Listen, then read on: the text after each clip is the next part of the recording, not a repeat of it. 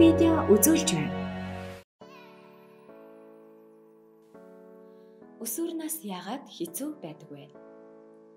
Өсвөр нас бол хүний өсөлт бойжилт, сэтгэл санааны хувьд хамгийн чухал хэцүү үеүүдийн нэг билээ. Магадгүй хамгийн хэцүү үеч байж мэдэх юм. Энэ үед хүүхдүүдийн бие физиологи, сэтгэл зүйн, харилцаа хандлага гэх мэт зүйлсийг гинтийн өөрчлөлтүүд гарч олон асуудлуудтай нүүр тулгардаг. Түүнээс хэрхэн гарах замгаа хамтдаа ярилцъя. Жирэмсэн болчихгүй хэмээх үгийг байнга сонсно. Өсвөр насны хүүхдийн гадуур найз нөхдөдөө уулзах, гэрчлэн болцоонд явах болгонд нь ингэж яваад жирэмсэн болчихгүй хэмээх томчуудын гаргадаг хамгийн том болтой юм аа.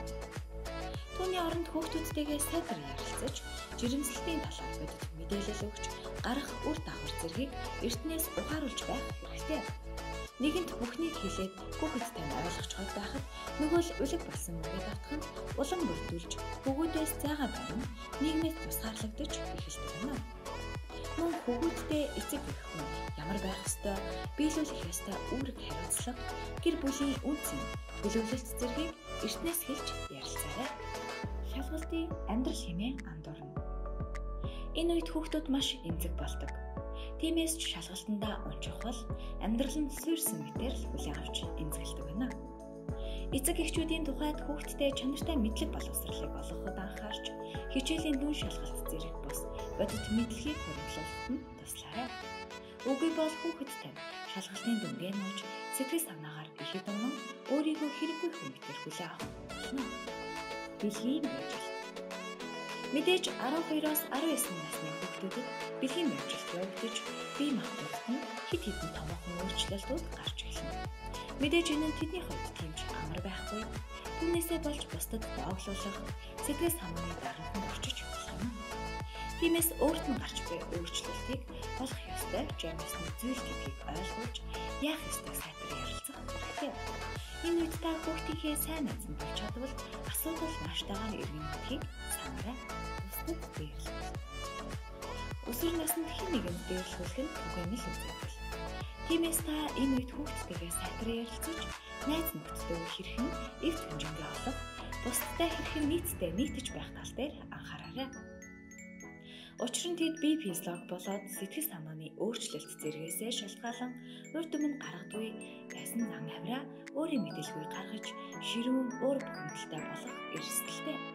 Тэрчлэн тухайн үеийн сэтгэл готрлоос гарч чадалгүй, элдв асуудалд орооцолдох, бүр цаашлаад амиа хорлох тухайч бодож болцсохгүй тул та цаг алдалгүй сайтар ярилцаж, эвээр ойлголцохыг хичээгээрэй. Алдаа гаргахаас байх. Энэ үед хүүхдүүд бусдтай харилцах явцдаа хэн нэгнийг ондоохгүй гэсэн айдсаасаа болж маш хаалттай ганцаардмалыг болох магадлал өндөр. Мөн аливаа зүйлийг буруу хийчих болов гэсэн өөртөө итгэлгүй нэгэн болж төлөвшөх хандлагатай тул энэ үед та хүүхдтэй их бичиж хэрэгтэй үгийг онгож хэлж байх нь зөв юм аа. Зүрх зүйн дурлалын харилцаа. Өсвөр наснд хэн нэгэнд дурлаж үерхэн гэдэг нэг бодлын маш том зориг юм аа. Ялангуяа охидын хувьд сайн хүүхэндээ өөрийгөө ойлгуулж, сэтгэлээ илчлэх, хүүхдийн хувьд зэрэг гаргаж тэдэнтэй үерхэн гэдэг маш том дэвшил юм. Тиймээс энэ үед хүүхдээ харж, завдаж, загнаж зэмлэхгүйгээр болохгүй хэмжээ хязгаарыг тогтоох ёстой гэдгийг эвээр ойлгуулж өгөөрэй. Тэгвэл хүүхэдтэй цаашид танаас юу ч нөхөх гэдэгт итгэлтэй байж болно. Бие даасан хариуцлагатай байх. Энэ насны хүүхдүүд өөрсдийн гэсэн үзэл бодолтой болж хэм хэмжээ үнэт зүйл нь илүү тогтвортой болдог учраас түүнийгээ хамгаалахыг хүсдэг. Тиймээс энэ үеийг хүүхдтэйгээ хамт өнгөрүүлж, өөрийнх нь үзэл бодлыг сонсож, юу хүсэж мөрөөдөж, хэн болохыг хүсэж байгааг нь асуугаарай. Сургуулийн үдшилэг. Хүүхэд бүр сургуулийн төгсөлтийн үдшилэгт хамгаас онцгой байж, мартагдашгүй өнгөрүүлэхийг хүсдэг. Гэвч энэ нь хүслээр болохгүй уурлаж, бухимдах, стресстэй бишгүй болоо. Тиймээс та аль болох хүүхдтэйгээ сайн ярилцаж, асуудлыг эергээр шийдвэрлэхийг зориорой.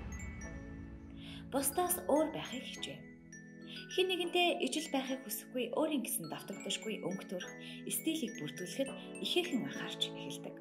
Урд нь зүгээр л гартаа тааралцах хувцсыг өмсөж таны сонголтод сэтгэл хангалуун байсан бол энэ үеэс өөрийн гэсэн сонирхол хэв маягтай болж үүнээс үүдэн та хоёрын хооронд багтгүй зөрчилдөөн хэдэн өдрийн махалтаанч тэгдэж мэднэ.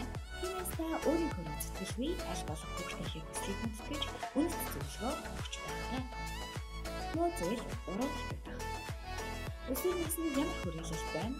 Ямар зам арашинтай гэр бүл өссөн хүнтэй найзалж нөхөрлөж байгаагаас хүүхний хэрхэн төлөвшөх хэсэг нь хамаардаг гэхэд хэлсдэггүй баха. Тэд ихэнх цагийг найз нөхдөйгөө өнгөрүүлж байгаа учраас та хүүхдийн хэрэгцээг ямар хүмүүжлтэй гэдгийг ч давхар анхаарах ёстой. Хэрвээ үл бүтэх нэгэн байвал түүнд эвтэйхэн хэлж ойлгуулах хэрэгтэй. Харин тас хорж болохгүй. Хорих тусам танаас холдох аюултай тул түүнийг ч бас бодолцож үзээрэй. Танд энэ бичлэг таалагдсан бол лайк дарж, манай саг видео чаналыг subscribe хийж, шинэ бичлэгүүдийг цаг алдалгүй хүлээн аваарай.